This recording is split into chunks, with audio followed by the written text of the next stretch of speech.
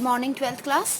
चलिए आज जो है हम अपना फर्स्ट जो चैप्टर है हमारा राष्ट्र निर्माण की चुनौतियाँ उसको आगे बढ़ाते हैं। देखिए बेटा, ये मैंने क्वेश्चन निकाल रखे हैं यहाँ पर। तो ये जो क्वेश्चन नंबर 4 जैसे आप देख रहे हैं कि 1947 में भारत के विभाजन की प्रक्रिया और उसके अच्छे व बुरे परिणामों की व्याख्या करें, ये वाला क्वेश्चन है 2014 प्लस 2018 में आया हुआ है सेट सी के अंदर। तो इन फ्यूचर के लिए भी जो है ये क्वेश्चन इंपॉर्टेंट रहेगा, तो हम इस क्वेश्चन को आज डिस्कस करेंगे। ठीक है, देखिए पेज नंबर जो है A10 है, वहाँ से स्टार्ट होता है ये क्वेश्चन। विभाजन की प्रक्रिया के जैसे कि आपने जो है आप सब बच्चे जानते हैं कि भारत जैसे आज़ाद होता है 1947 को, तो उसके साथ ही भारत का विभाजन हो जाता है। भारत जो है वो दो भागों में बढ़ जाता है, हिंदुस्तान और पाकिस्तान। ठीक है, जैसे क्या होता है कि बिफोर इंडिपेंडेंस क्या रहता है कि जैसे द्वितीय विश्व युद्ध चल रहा होता है। द्वितीय विश्व युद्ध कब से कब तक माना जाता है? ये जो है 1939 से लेकर के 1945 तक माना जाता है। तो इस विश्व युद्ध में जो है इंग्लैंड की महत्वपूर्ण भूमिका रही थी। तो उस दौरान जब इंग्लैंड जो है द्वितीय विश्व युद्ध में बहुत ज़्यादा बिजी था, तो उस दौरान ये अपने औपनिवेशिक कंट्रीज जो थी उन पर इतना ज़्यादा ध्यान नहीं दे पा रहा था। तो भारत भी जो है एक गुलाम राष्ट्र था इसका, ब्रिटेन का। ठीक है, तो इंग्लैंड जो था वो यहाँ पर इतने अच्छे तरीके से ध्यान नहीं दे पा रहा था। इन बिटवीन जो है इंग्लैंड के अंदर क्या होता है, चुनाव होते हैं और वहाँ पर लेबर पार्टी की सरकार बनती है। ठीक है, तो लेबर पार्टी क्या सोचती है? लेबर पार्टी ये सोचती है कि क्यों ना इंडिया को आज़ाद कर दिया जाए और इंडिया की जो भी राजनीतिक समस्याएं हैं, जैसे यहाँ पर हिंदू और मुस्लिम का के बीच में बहुत ज़्यादा कॉन्फ्लिक्ट था, उनके बीच में बहुत ज़्यादा विवाद था, तो उस कॉन्फ्लिक्ट को क्यों ना ख़त्म कर दिया जाए, इस बारे में जो है विचार करने के लिए एक कैबिनेट मिशन जो है वो इंडिया के अंदर भेजा जाता है इंग्लैंड के सरकार के द्वारा। ठीक है, तो जो कैबिनेट मिशन होता है उसके अनुसार क्या होता है कि पंडित जवाहरलाल नेहरू जी को अंतरिम सरकार का प्रधानमंत्री जो है नियुक्त कर दिया जाता है। उनको अंतरिम सरकार बनाने के लिए आमंत्रित किया जाता है और उसके बाद अंतरिम सरकार के लिए जैसे ही उनको आमंत्रित किया जाता है, इससे मुस्लिम लीग जो है वो एक्शन में आ जाती है और मुस्लिम लीग इस बात के खिलाफ हो जाती है और वो इसके लिए जो है सीधे तौर पे क्या कर देती है, सीधे तौर पे जो है इसके खिलाफ से कार्रवाई शुरू कर देती है। मारपीट, इस तरीके से जानलेवा हमले, ये बहुत सारी इस तरीके की घटनाएं अचानक से जो है देश के अंदर उभर करके सामने आने लगती हैं। धीरे धीरे जो है मुस्लिम लीग इतनी ज़्यादा जो है इतनी अग्रेसिव हो जाती है कि मुस्लिम लीग को ऐसा लगता है कि ये जो हिंदू और मुसलमान हैं जो ये एक होकर के एक कंट्री के अंदर जो है आराम से नहीं रह सकते हैं। ठीक है, तो देश में जो अव्यवस्था इतनी ज्यादा उत्पन्न हो जाती है, उस अव्यवस्था को ठीक करने के लिए क्या किया जाए, इस पर विचार ही चल रहा होता है। ठीक है, तो इधर जो है प्रधानमंत्री एटली जो होते हैं वो 20 फरवरी 1947 को यह घोषणा कर देते हैं कि जून 1948 तक भारतीयों के हाथ में सत्ता दे दी जाएगी। ब्रिटिश सरकार ने यह आशा की थी कि ब्रिटिश सत्ता के हटने की घोषणा करने से कांग्रेस और मुस्लिम लीग में कोई समझौता हो जाएगा, परंतु ऐसा नहीं हुआ। परिणाम स्वरूप क्या हुआ कि लॉर्ड माउंटबेटन को भारत का नया गवर्नर जनरल नियुक्त किया गया और उन्होंने 3 जून 1947 को अपनी योजना पेश की, जिसके अनुसार कांग्रेस ने भी भारत के विभाजन और पाकिस्तान की स्थापना की बात को मान लिया था। ठीक है, क्योंकि बेटा जब किसी भी तरीके से जो है शांति स्थापित हो ही नहीं रही थी, तो ऐसी स्थिति में जब मुस्लिम लीग जो है वो मान ही नहीं रही थी इस बात को कि भारत और पाकिस्तान नहीं बनना चाहिए, उनको ये लगता था कि हिंदू मुसलमान यानी कि धर्म के आधार पर राष्ट्र का विभाजन होना ही सबसे अच्छा अल्टरनेट है, सबसे अच्छा जो है उपाय है देश में शांति का, देश में सही न्याय का। तो इस आधार पर फाइनली क्या हो जाता है, फाइनली जो है देश का विभाजन हो जाता है। तो इस योजना के अनुसार जो है क्या होता है कि भारतीय स्वतंत्रता कानून 1947 ब्रिटिश संसद द्वारा पास कर दिया जाता है और इस अधिनियम द्वारा 15 अगस्त 1947 को ही भारत एवं पाकिस्तान नामक दो अधिराज्य अस्तित्व में आ जाते हैं। तो दोनों राज्यों के संविधान सभाओं को अपने अपने देश का संविधान बनाने की स्वतंत्रता प्रदान कर दी गई थी और इसके बाद जो है देशी रियासतों के ऊपर ये छोड़ दिया गया था कि ब्रिटिश सरकार की सर्वोच्चता समाप्त कर दी गई थी। साथ में ही ये कहा गया कि बेटा जो देशी रियासतें थी, जैसे उस समय क्या था कि 565 देशी रियासतें थी, छोटे छोटे जो हैं, जो हमारा देश जो है छोटे छोटे पार्ट्स में बटा हुआ था, वो 565 ऐसे पार्ट्स थे जिनको ये कहा गया कि उनकी इच्छा है चाहे तो वो पाकिस्तान में शामिल हो, चाहे वो भारत के अंदर हिंदुस्तान में शामिल हो और चाहे तो वो जो है ब्रिटिश जो सरकार है उसके अंदर रहना चाहे तो उसके अंदर भी रह सकती हैं। ठीक है, इस तरीके से ये घोषणा की गई। तो एक तो यहाँ पर जो है आपका क्वेश्चन आ जाता है यहाँ से कि जो प्रथम यानी कि भारत का नया गवर्नर जनरल, भारत का प्रथम गवर्नर जनरल कौन था? तो लॉर्ड माउंटबेटन। ये 1 नंबर का क्वेश्चन आ जाता है आपके लिए। दूसरा क्वेश्चन आ जाता है कि कौन सा जो है अधिनियम था? तो भारत सरकार का भारतीय स्वतंत्रता कानून 1947, इस अधिनियम के अंतर्गत इंडियन इंडिपेंडेंस एक्ट 1947, इसके अंतर्गत जो है भारत को स्वतंत्रता प्रदान की गई थी। तो इस तरीके से ये 2 क्वेश्चंस आपके आ जाएंगे। लेकिन जैसे आप जानते हैं कि पहले भारत एक था, लेकिन बाद में क्या होता है कि भारत का और पाकिस्तान, भारत का जो है विभाजन हो जाता है हिंदुस्तान और पाकिस्तान में। तो जब विभाजन जो हो जाता है तो उसके कारण बहुत सारी प्रॉब्लम्स जो है एकदम अराइज हो जाती हैं, एकदम बढ़ जाती हैं, जिनके बारे में कभी सोचा भी नहीं था। इस तरीके की समस्याएं जो हैं वो दोनों ही कंट्रीज के सामने आती हैं।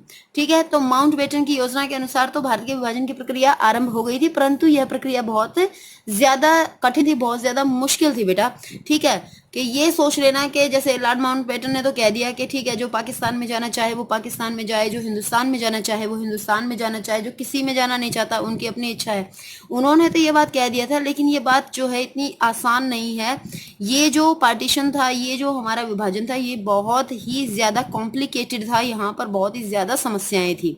ठीक है, केवल जो है 70 डेज में ये जो है डिसाइड करना कि हम कौन सी कंट्री में रहने के लिए जाने वाले हैं, और उनके साथ साथ जो है केवल जो है इंसान ही नहीं, वस्तुओं भी जो है, बहुत सारी चीजें थी जिनको लेकर के विभाजन की प्रक्रिया बहुत ही दर्दनाक बन गई थी, विभाजन की प्रक्रिया बहुत ही जटिल बन गई थी। ठीक है, तो पॉइंट वाइज जो है हम उस चीज को देखेंगे। सबसे पहला पॉइंट देखो, भौगोलिक दूरी की समस्या, प्रॉब्लम ऑफ ज्योग्राफिकल डिस्टेंस। तो ज्योग्राफिकल डिस्टेंस क्या है? जैसे कि हम जो है भारत और पाकिस्तान का विभाजन देखते हैं, तो उस भारत और पाकिस्तान के विभाजन के दौरान जो है हमने सीधे तौर पे देखा है कि इंडिया के अंदर क्या रहता है कि इंडिया का जो विभाजन है वो इस तरीके से किया गया है, जिसमें जो भारत और पाकिस्तान है वो इस तरीके से विभाजित किए गए हैं कि उनमें साफ पता लगता है कि भारत जो है एक तरफ, जो हिंदुस्तान है वो एक तरफ, और पाकिस्तान को जो है 2 भागों में इस तरीके से विभाजित किया गया है, जिससे कि आधा भारत जो है, आधा पाकिस्तान, सॉरी, जिसको हम पूर्वी और पश्चिमी पाकिस्तान के नाम से अगर लेकर के चले तो वो ज्यादा बेहतर रहेगा समझने में, कि जो पूर्वी पाकिस्तान है वो, और दूसरी तरफ जो पश्चिमी पाकिस्तान है। ठीक है, देखो थोड़ा मैप देख लेते हैं इसके लिए। ये देखो बेटा, ये जैसे मैप है, ये देखो, ये हम ऐसे डिवाइड करके देखेंगे। ठीक है, तो इधर पूरब हो जाता है अपना, और इधर पश्चिम हो जाता है, इधर हमारा उत्तर, और नीचे हमारा दक्षिण आ जाता है। ठीक है, तो हम पाकिस्तान जैसे है, ये पाकिस्तान है। ठीक है, देखो ये जो है, ये जो साइड है ये पूर्वी पाकिस्तान है, और ये जो साइड है, ये सॉरी, ये पश्चिमी पाकिस्तान है, और ये जो साइड है ये पूर्वी पाकिस्तान है। ठीक है, जिसको हम जो है आज के टाइम में बांग्लादेश के नाम से जानते हैं, वो पहले पूर्वी पाकिस्तान होता था। ठीक है, तो पाकिस्तान में देखो ये ज्योग्राफिकल डिस्टेंस, यानी कि एक पाकिस्तान यहाँ है, दूसरा पाकिस्तान यहाँ है। ठीक है, दूसरा पाकिस्तान का पार्ट यहाँ पर है। ये विभाजन जो था वो किस आधार पर हो गया था? ये जो है धर्म के आधार पर हुआ था। तो यहाँ पर ये देखा जा रहा था बेटा कि कौन सा जो है जहां पर मुस्लिम समुदाय ज्यादा है, तो वो ऑटोमेटिकली क्या थे, वो पाकिस्तान की तरफ जो है उनका ये सारा, यहाँ पे मुस्लिम कम्युनिटी बहुत ज्यादा थी, तो इसको जो है इन्होंने पूर्वी पाकिस्तान का नाम दिया। जबकि यहाँ की जो जितने भी कम्युनिटी थी सारी, वो सारी की सारी इधर की तरफ शिफ्ट हो गई, तो उसको ये जो है पाकिस्तान, यानी कि पश्चिमी पाकिस्तान, उसको नाम दिया गया। तो ये जो ज्योग्राफिकल डिस्टेंस है ये बहुत बड़ा डिस्टेंस है, कि अगर मान लीजिए एक कंट्री विभाजित हो जाती है और उसके 2 पार्ट हैं जो इस तरीके से हैं कि एक पार्ट उसका यहाँ पर है और दूसरा पार्ट इसका यहाँ पर है, तो हमेशा के लिए क्या रहेगा कि ये कैसे एक दूसरे से कनेक्ट हो पाएंगे। This is a big problem of this partition, कि ये पार्टीशन की सबसे बड़ी समस्या थी कि किस तरीके से जो है ये कनेक्टिविटी अपनी बना पाएंगे फ्यूचर में। ठीक है, तो ये हो गया हमारा दूसरा, ये पहला पॉइंट। दूसरा पॉइंट देखो, उत्तर पश्चिमी प्रांत की समस्या। उत्तर पश्चिमी प्रांत का मतलब क्या है कि विभाजन के समय जो दूसरी समस्या उत्पन्न हुई थी, कि उसमें क्या देखा जा रहा है, प्रत्येक मुस्लिम बहुल क्षेत्र पाकिस्तान में जाना चाहता था, अर्थात कुछ मुस्लिम बहुल आबादी वाले इलाके पाकिस्तान में जाना नहीं चाहते थे।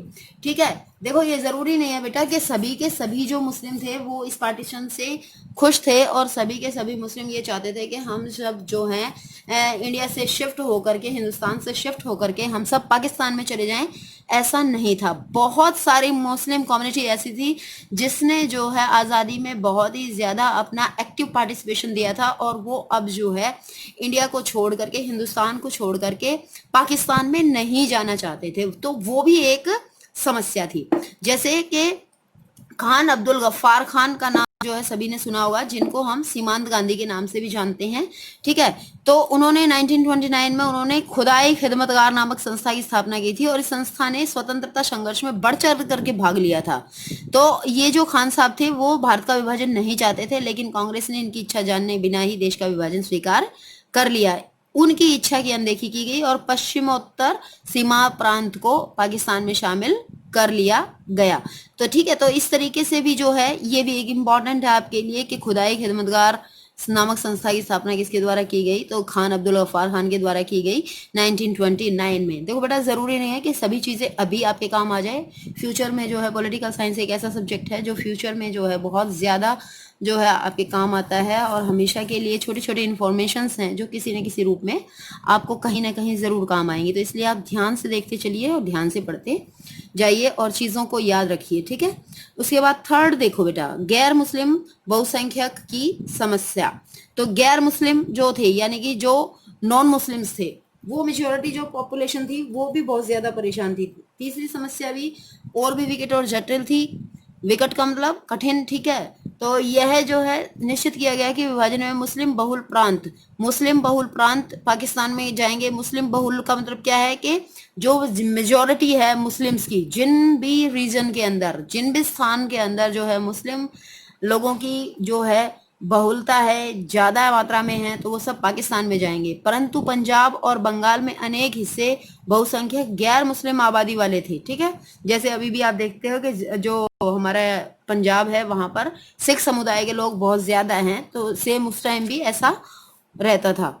तो ऐसे में फैसला हुआ कि इन दोनों ही प्रांतों में भी बंटवारा धार्मिक बहुसंख्या के आधार पर होगा, और इसमें जिले अथवा उससे निचले स्तर के प्रशासनिक हलके को आधार माना जाएगा।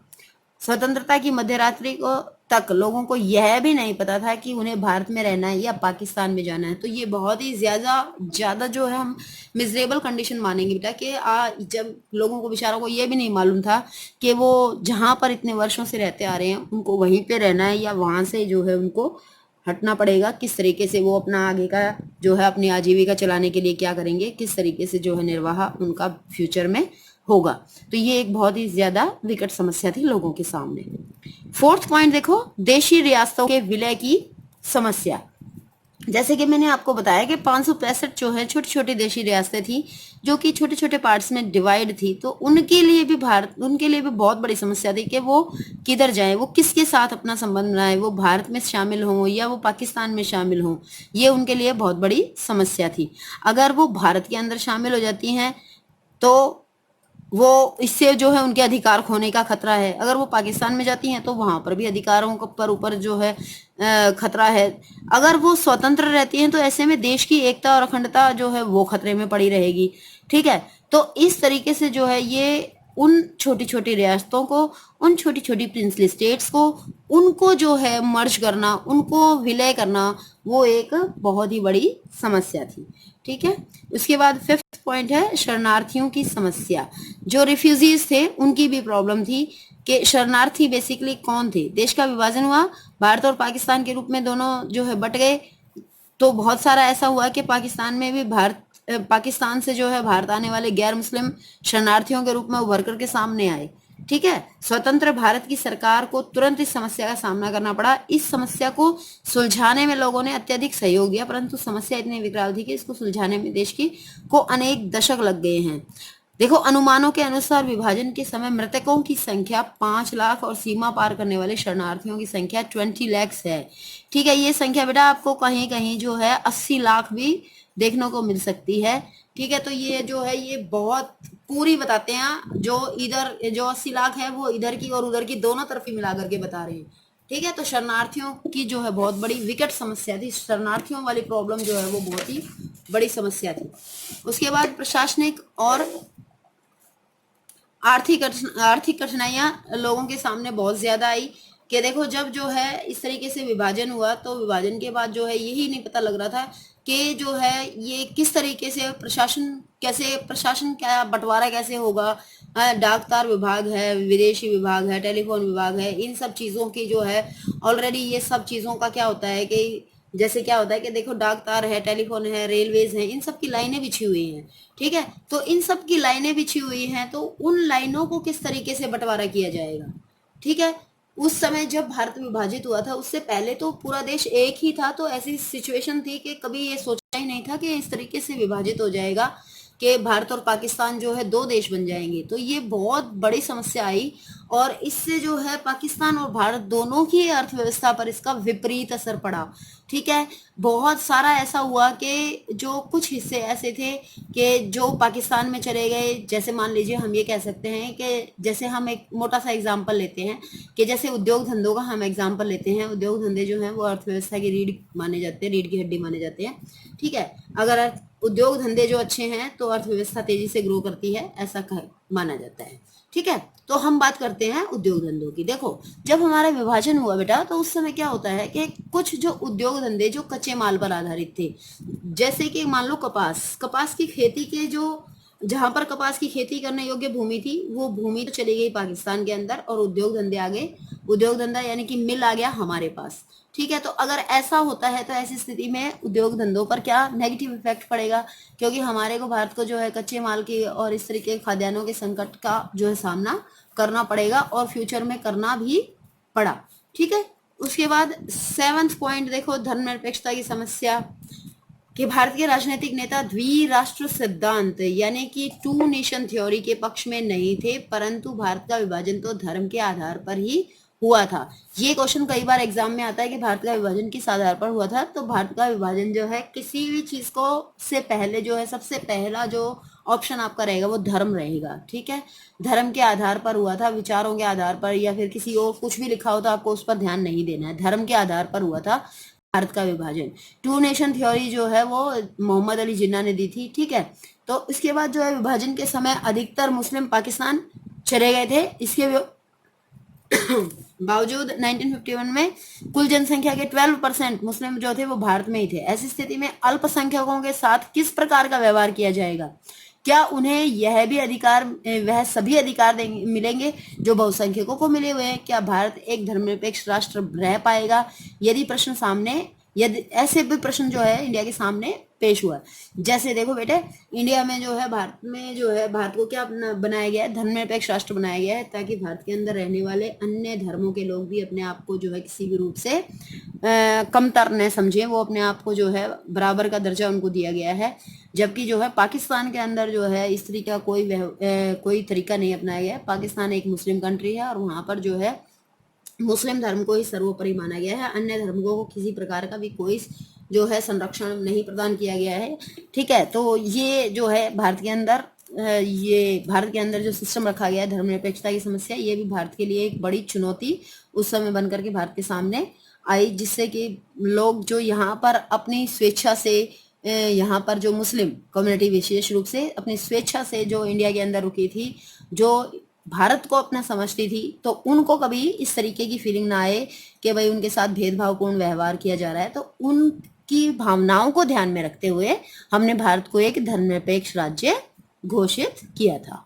ठीक है, अब देखो नेक्स्ट क्वेश्चन है कश्मीर की समस्या। कश्मीर की समस्या से जो है इंडिया काफी वर्षों तक जूझा है, लेकिन अभी भगवान की दया से वर्तमान समय में जो है कश्मीर की समस्या को ऑलमोस्ट हल कर लिया गया है। धारा 370 को हटा दिया गया है। ठीक है, तो अब जो है भारत के अंदर 1920 में, जैसे अब हम बना रहे हैं ये वीडियो क्वारंटीन के दौरान, तो उस दौरान जो है अभी ये कोरोना वायरस चल रहा है। इससे पहले अगस्त में ही जो है 6 अगस्त को जो है धारा 370 को हटा करके कश्मीर की समस्या को सॉर्ट आउट कर लिया गया था। ठीक है, लेकिन उस समय जब भारत आजाद हुआ था तो उस समय तो भारत के सामने जो है कश्मीर भी एक बहुत बड़ी समस्या हुआ करता था। ठीक है। कश्मीर के लोग का जो है, कश्मीर के अंदर बहुत बहुत सारे ऐसा है कि कश्मीर के अंदर बहुत सारी जनसंख्या जो है वो मुस्लिम समुदाय है, लेकिन वहाँ का जो किंग था, वो जो राजा था हरि सिंह, वो एक हिंदू राजा था। तो कुछ इस तरीके की सिचुएशंस थी कि वो चाह करके भी जो है ना तो पाकिस्तान में शामिल होना चाहते थे और ना वो भारत के अंदर शामिल होना चाहते थे। वो अपने आप को स्वतंत्र राज्य के रूप में, स्वतंत्र राष्ट्र के रूप में रखना चाहते थे। परंतु जो है भारत सरकार ने कश्मीर को भारत का अंग बनाया और धीरे धीरे करके जो है कश्मीर को जो है सुरक्षा प्रदान की और समय समय पर कश्मीर के साथ जो है अच्छा व्यवहार करते हुए कश्मीर को अपने साइड जो है उसको बना करके रखा। ठीक है। और जो भी सेना है वो भारत की ही सेना है जो कश्मीर की रक्षा करती है पाकिस्तान से। तो इस तरीके से जो है कश्मीर के ऊपर जो, हालांकि कश्मीर जो है उसका अपना पहले संविधान अपना अलग होता था, वहाँ के अपना जो है अलग फ्लैग था, सारी चीज़ें अलग थी, लेकिन अभी वर्तमान समय में सब खत्म हो चुका है। तो अभी तो कश्मीर की समस्या हमने सॉर्ट आउट कर दी है। ठीक है। अब इसके बाद जो है इस क्वेश्चन का सेकंड पार्ट है कि भारत विभाजन के क्या परिणाम होते हैं। तो भारत विभाजन, जैसे अभी मैंने आपको बताया कि भारत के विभाजन हुआ तो इतनी सारी समस्याओं का हमें सामना करना पड़ा। तो क्या सारी समस्याएं जो हैं वो केवल बुरी ही थी? क्या कुछ अच्छी समस्या जो, क्या कुछ इसके सारी समस्याएं जो थी वो उनके कुछ परिणाम क्या थे? सभी क्या बुरे परिणाम थे? क्या सभी अच्छे परिणाम थे? तो कुछ अच्छे परिणाम थे और कुछ बुरे परिणाम थे। अगर हम अच्छे परिणामों की बात करें तो सबसे पहला तो कि जब जो है विभाजन से स्वतंत्रता जल्दी प्राप्त हो गई, कि जैसे ही जो है ये डिसाइड कर लिया गया कि ओके मुस्लिम लीग और कांग्रेस की अब लड़ाई नहीं होगी, वो जो है दो राष्ट्र का जो सिद्धांत है उसको फॉलो किया जाएगा, उसको मान लिया जाएगा, तो इससे जो है तुरंत ही स्वतंत्रता मिल गई। तो ये अच्छा बात रही। अगर मान लीजिए आपस में लड़ते रहते तो हमारा स्वतंत्रता का मुद्दा जो है और ज्यादा लंबा खिंच सकता था। ठीक है। पहला फर्स्ट पॉइंट ये रहा। दूसरा पॉइंट था कि प्रारंभ में मुस्लिम लीग ने अंतरिम सरकार में शामिल होने से इनकार कर दिया था, परंतु बाद में वह शामिल हो गई थी और वह प्रशासन में रुकावटें पैदा करने पर उतारू थी। तो विभाजन के बाद जो है प्रशासन को सुचारू रूप से चलाया जा सका। ठीक है। कि अगर वो शामिल रहते तो ऐसे में जो है प्रशासन हमेशा क्या रहता, हमारा हमारा प्रशासन जो है हमेशा समस्याओं से ग्रस्त रहता और कुछ भी तरीके से काम नहीं हो पाता। लेकिन विभाजन हो गया तो सारा प्रशासनिक समस्याएं जो है वो सुचारू रूप से कार्य कर पाई। प्रशासनिक समस्याएं जो है वो समाप्त हो गई और प्रशासन सुचारू रूप से चल सका। थर्ड पॉइंट देखो, विभाजन के बाद कानून और व्यवस्था को बनाना आसान हो गया था क्योंकि मुस्लिम लीग की अनुपस्थिति में हिंदू मुस्लिम के झगड़ों की समाप्ति हो गई थी। उसके बाद फोर्थ पॉइंट है कि आर्थिक और सामाजिक विकास की ओर ज्यादा ध्यान दे पाए क्योंकि भारत को विश्व पटल पर एक महाशक्ति के रूप में उभरने का मौका मिल गया था।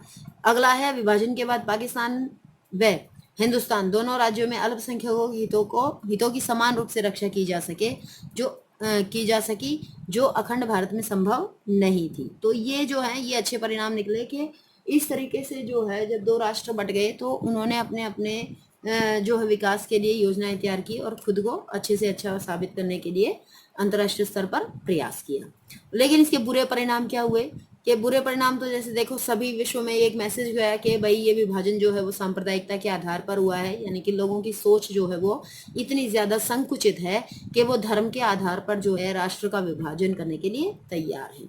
ठीक है। सबसे पहला तो बुरा परिणाम यही हुआ। सेकंड देखो कि भारतीय विभाजन के समय जो हमने आपको फर्स्ट पॉइंट डिस्कस किया कि भौगोलिक एकता की समस्या, भौगोलिक दोनों हिस्सों में जो है 2000 किलोमीटर की दूरी थी, जिससे कि ये पाकिस्तान का जो ये सिस्टम था, पूर्वी पाकिस्तान और पश्चिमी पाकिस्तान, ये बिल्कुल विभाजन जो है वो बुरा वाला विभाजन था। इसको हम अच्छा नहीं बता सकते हैं। थर्ड प्रॉब्लम है कि भारत जो है वो विभाजन राष्ट्रीयता के आधार पर न होकर के धर्म के आधार पर किया गया था, जिसके परिणाम स्वरूप पाकिस्तान के लोगों में एकता व अपनेपन की भावना विकसित नहीं हो सकी। उसके बाद फोर्थ पॉइंट है कि दोनों ही देशों के बंटने वाले इलाकों में हिंदू मुस्लिम उपद्रव, ये आप सब बच्चों को पता है कि हिंदू मुस्लिम जो थे उपद्रव, यानी कि उपद्रव का मतलब होता है कि लड़ाई झगड़े बहुत ज्यादा भड़के और हजारों लोगों की जाने गई और इस तरीके से जो है यहाँ पर समस्या ही समस्या पैदा हुई। उसके बाद विभाजन के कारण दोनों देशों को शरणार्थियों के पुनर्वास की समस्या का बहुत बड़ा टॉपिक है ये। इसका जो है जैसे कि हमने आपको बताया कि बहुत ज़्यादा शरणार्थी जो हैं आ गए थे सामने, तो इतने सारे 20 लाख से भी ज़्यादा तो इंडिया के अंदर ही आ गए थे। तो टोटली जो है वैसे ओवरऑल 80 लाख जो है 80 लाख शरणार्थियों की बात करते हैं कि कि भाई इतने सारे शरणार्थी थे, उनको जो है वापस से उनको जो है जॉब दिलाना, उनको रहने के लिए उनकी व्यवस्था करना, उनके खाने के लिए व्यवस्था करना, तो उनको जो है एक समानतापूर्ण व्यवहार उनको प्रदान करना। बहुत सारी समस्याएं बेटा देश के सामने, दोनों राष्ट्रों के सामने आई, जो कि कहीं ना कहीं इस विभाजन का बहुत बड़ा नेगेटिव इफेक्ट था, बहुत बुरा परिणाम था। विभाजन के बाद कुछ हिंदू संगठनों तथा अतिवादी तत्वों ने भारत की हिंदू राष्ट्र घोषित करने की मांग की, और उपयुक्त विश्लेषण से स्पष्ट है कि स्वतंत्रता की प्रसन्नता के साथ साथ अनेक समस्याओं का भी आगमन हुआ। ठीक है, तो ये यहाँ तक जो है ये क्वेश्चन आपको इसका आंसर इस तरीके से लिखना है। इसमें जो है थोड़ा सा जो ये वाला है यहाँ पर आप इसको थोड़ा थोड़ा इसको कट करके और इम्पोर्टेंट इसमें ऐड करते जाएंगे और लिखते जाएंगे। ठीक है, आई थिंक आपको अच्छे से समझ में आ गया होगा। Okay, bye.